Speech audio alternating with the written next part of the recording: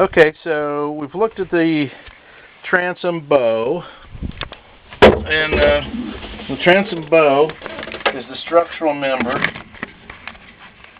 back behind the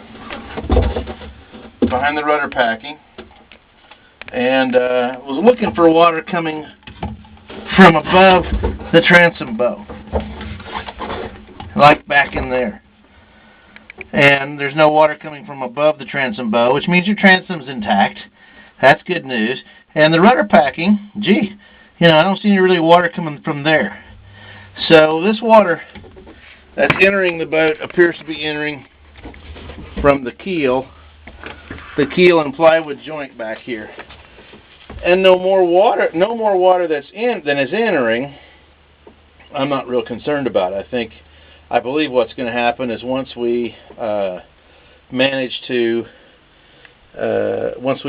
soak all this up, you're not going to be in very bad shape. Oh, one other comment about this drain is there is a crude check valve at the end, which I'd never seen before, but there's no seal in the check valve, so it's just two brass plate. That's a swing check.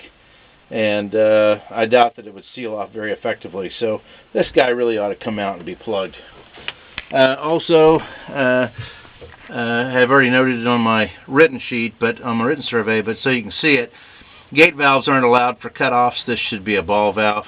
And you may want to consider, especially if you're going to take this in salt water, you may want to consider rather than a ball valve here, rather than a two-way valve, you might want to consider a three-way valve, which you could hook then a garden hose up or a bucket of antifreeze up, etc., etc.